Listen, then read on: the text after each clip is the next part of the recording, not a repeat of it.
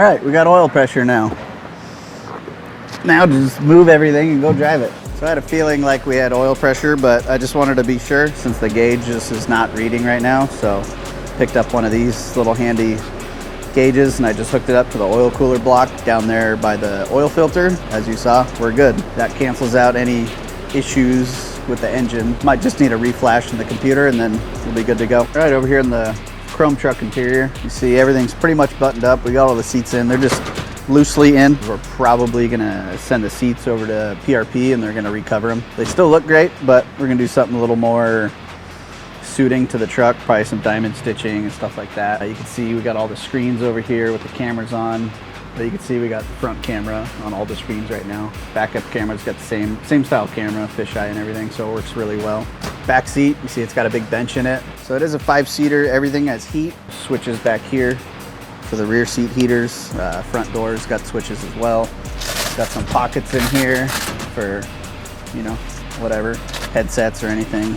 Nice simple bench in the back, plenty of room for the kids or whatever. He's got a couple kids, so this will be perfect for them. 3 jack points down there for the headsets for the rear passengers. And then we got Safecraft extinguishers in here as well. And then if you saw in the last video, there was a white tank in the middle and the back, and that's a suppression system. So we'll have a pull handle in the front that'll release the suppression. We'll probably have it go on the engine and then maybe in the back around the fuel cell area or something like that. We got 2 more back here. So we got the 5-pound quick release back here.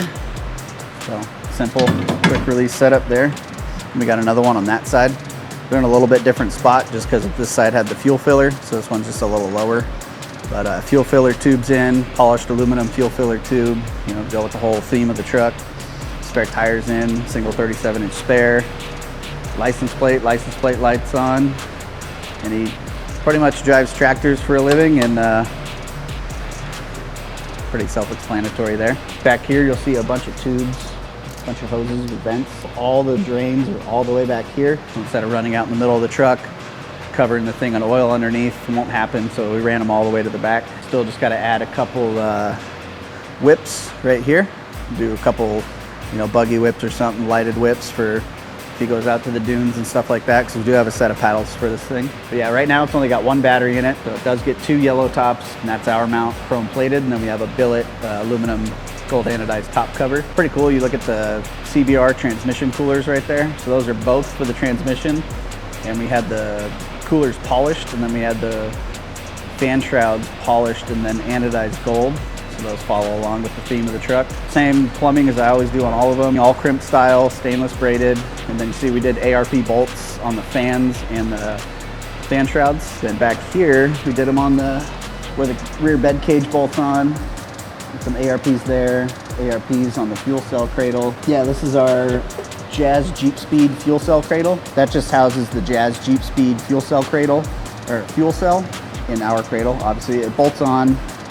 We added a tube back here, so it's a 2x4 square tube, and then we welded some bungs in it to accept these back 4 bolts.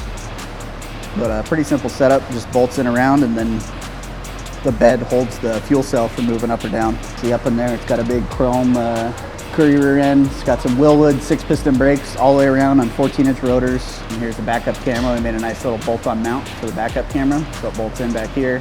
Got some KC lights for some backup lights, some KC lights for some dust lights. The gold tank you see over on that side, that's the dry sump tank. So that's where you fill the engine oil from there. And you could also fill it from the valve cover too, but you just fill it from there. It's nice and easy. Yeah, that pretty much buttons up this thing until we get it to paint and interior. Only thing left to do is really just kind of drive it around, bed the brakes in, make sure everything works correctly, and then go through, top off the fluids, ready to get out of here for a little while and go get the paint done. So every truck in here, at one point, everything in here did not have a gas pedal, and I didn't want to buy anything. I didn't want to make a bunch of one-off ones for each truck. Me and Matt put our brains together, and then we came up with our gas pedal. So billet gas pedal, universal gas pedal. You can see it's got heel stop. It's got a side plate with a tow hook. So you can see my foot's pretty well locked in there. You know, if you're bouncing around in the whoops or anything, your foot, you know, you have something to lock it in there. If you get a stuck throttle, you can pull back you know, pull back on this top part. Yeah, every truck now has one of these in it, and we have them in gold and black. Just a cool solution to a no gas pedal problem that we had. Check them out, Kibbetech.com.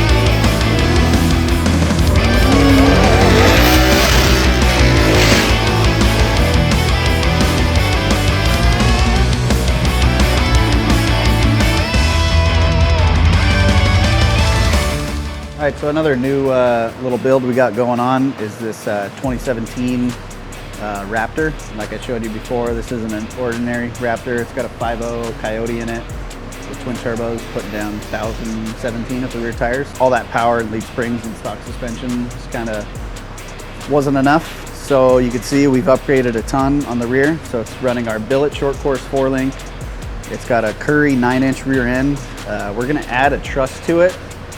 That's why the lower link pivots aren't welded on yet. And then this little tab was just a mock-up for the sway bar. So we do run a sway bar through here. I'll get to that in a minute. Triangulated billet 4-link, weld-on frame mounts on the frame. The whole frame's plated inside and outside. Little C-notch here to get more up travel, because this thing with the axle against the bottom of the frame stock was just not even close to enough up travel. So we gave it a little bit more without going too much into the bed. And then underneath we made a mount for the battery and the fuel surge tank. So with this motor setup, it's got like 3 or 4 fuel pumps. It's pretty gnarly. It's got like a dash 10 or 12 feed up to the motor. Needs a lot of fuel, and it comes on in stages. So like there's an OEM pump in here that pumps into the surge tank, and then we're gonna add another pickup for the other pump in the surge tank. In different stages, those will turn on and increase the fuel pressure and increase the volume so it doesn't starve for fuel. Yeah, and then fuel cell, we had Pyrotech make another one for us. We had to make this with the OEM fill plate, so we just sent them the fill plate out of the stock tank, and then they made this with it.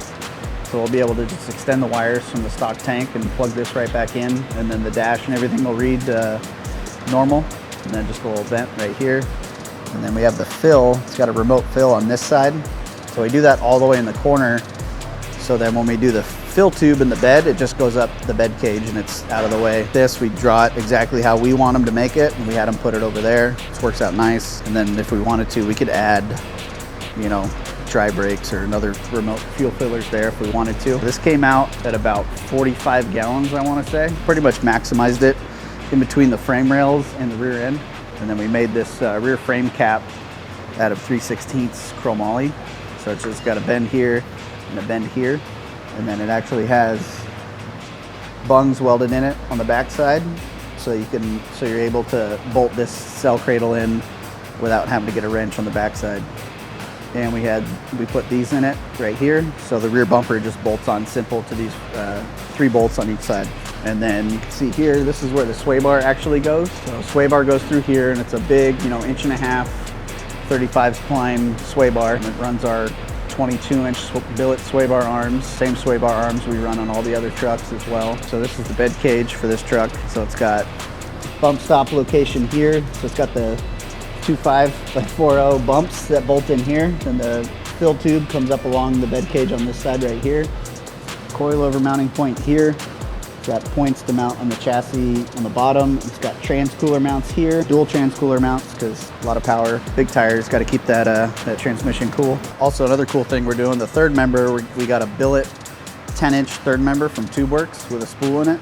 So this will be running a full billet, like trophy truck third member. So we figured standard 9-inch or 10-inch just wasn't going to cut it with this power and 39-inch tires. Excited to get this rear buttoned up. I got to button up the fuel lines and eliminate some OEM wiring and extend some OEM wiring, and then we'll be able to put the bed on, which is over there. Just got back from Linex. Put the bed cage on and then get all the shocks in, and it'll be rolling. And during that, we're going to take the rear end out, get the truss welded on, our billet 4-link tabs welded on, get the sway bar tabs done, and then send the rear end out for powder coat while we're assembling the rest of the back of the truck.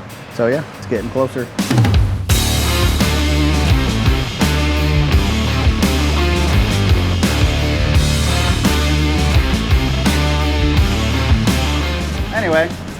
Got some new welders showed up a couple weeks ago. The water coolers will be here next week, but I picked up 4 of these Everlast 325s. I have some friends that use them and they all say good things about them.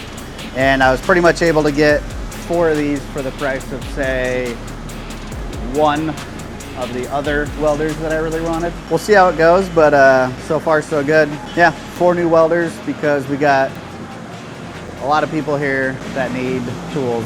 So pretty excited about that. I've used a Miller pretty much my whole life. Getting something else is a little weird for me, but I don't know. Maybe I'll never use them because I haven't used them yet. But all the guys like them, so. Nice little welder and a nice package. You know, our other welder would basically take up the space of like 2 of these. So, new Tool Tuesday. Oh, it's on.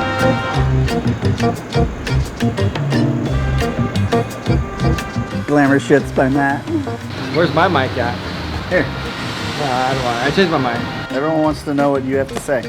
I literally have nothing to say. You always have something to say. You want to tell them how you made an egg salad sandwich for lunch? Sure. Cool. Let me see here. Stuff that thing down in here. Oh, back sweat? Does this go outside or inside? I know what I'm doing. Welcome to another episode of Kibbetech. Welcome to another episode of Kibbetech. Wait. We did this like a year ago. All right. Welcome back to another episode of Kibbetech. We're back. How's that mic coming along? It's good. How's it look? Is it bad? Yeah, it looks fucking horrible. I got this. Is it bad? Did I have to move it? Don't touch me. Christ. There. It's like I'm going to my prom. Now what I do?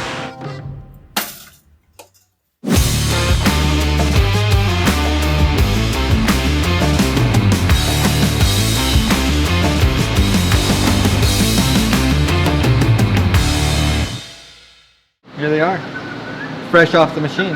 22-inch sway bars, all broached. Sway bar arms. Sway bar arms. They're all broached, which actually it's outside process, but we're actually going to be bringing the broach in-house pretty soon. Yeah, we got the logos in there. We got a bunch that are going on some of the builds here, and then a couple in our inventory. Yeah, it's pretty clean setup. We got a lot of them. Ready to go. They're hot sellers. Come and get them. What the hell? You say everything like that? Talk like this and everything ends with a question mark? With an upward inflection at the end of every sentence?